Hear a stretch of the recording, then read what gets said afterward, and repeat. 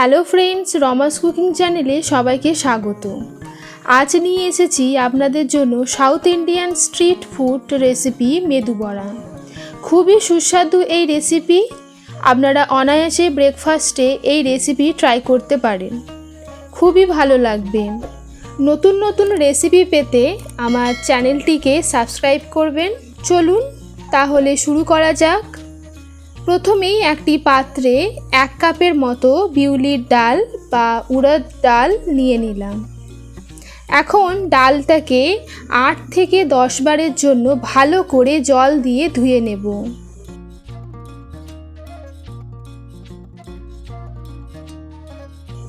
ঢাকা দিয়ে 6 ঘন্টার জন্য ভিজিয়ে রেখে দেব।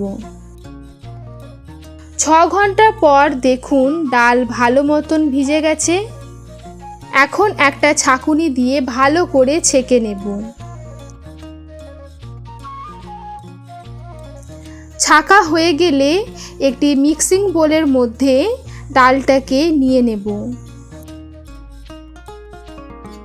এর মধ্যে দেব কাঁচা লঙ্কা ও আদার টুকরো। এবারে সামান্য পরিমাণে জল দেব, খুব বেশি জল দেবেন না। আমি 2 চামচের মতো জল ব্যবহার করেছি। ডালের পেস্টটা দেখুন ঠিক এই রকম টাইপের হবে। এখন এই ডালের মধ্যে 3 চামচের মতন সুজি দেব। সুজি বা চালের গুঁড়ি যে কোনো একটা উপকরণ আপনারা দিতে পারেন। এটা অবশ্যই দেবেন, তাতে বড়াগুলো খেতে খুবই ভালো লাগবে। এখন ভালো করে ফেটিয়ে নেব 1 মিনিটের জন্য। বেশিক্ষণের জন্য ফেটানোর কোনো প্রয়োজন নেই। এরপর দেব স্বাদ মতন লবণ, সামান্য হিং। হিংটা একদমই অপশনাল, থাকলে দেবেন, না হলে স্কিপ করবেন। দেব সামান্য পরিমাণে ধনেপাতা কুচি, সামান্য পরিমাণে কারি পাতা কুচি, দিয়ে দেব কিছুটা পরিমাণে পেঁয়াজ কুচি ও স্বাদ মতন কাঁচা লঙ্কা কুচি। এখন সব উপকরণগুলিকে ভালো করে মাখিয়ে নেব।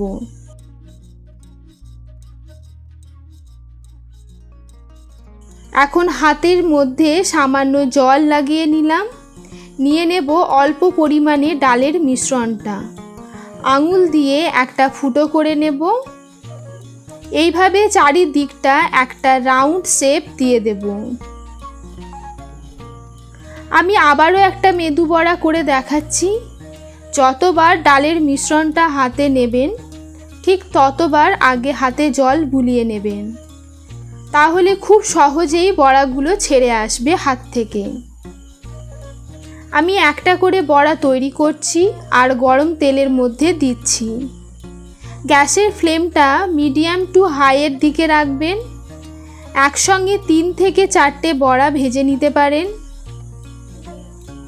খুন্তির সাহায্যে এইভাবে বড়াগুলোর উপরে তেল দিয়ে দেব, যাতে বড়াগুলো উপর থেকে ভাজা হয়ে যায়।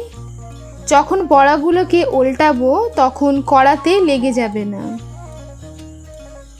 এইভাবে হালকা লাল লাল করে বড়াগুলোকে ভেজে নেব। গরম গরম সার্ভ করুন নারকেলের চাটনি আর ঘুগনির সাথে। আমি চাটনির রেসিপির উপর একটা ভিডিও আপনাদের সঙ্গে পরে শেয়ার করব।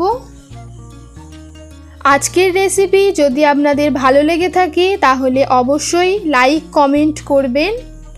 আবারও ফিরে আসব নতুন কোনো রেসিপি নিয়ে। ততক্ষণ পর্যন্ত ভালো থাকুন, সুস্থ থাকুন। থ্যাংক ইউ বন্ধুরা।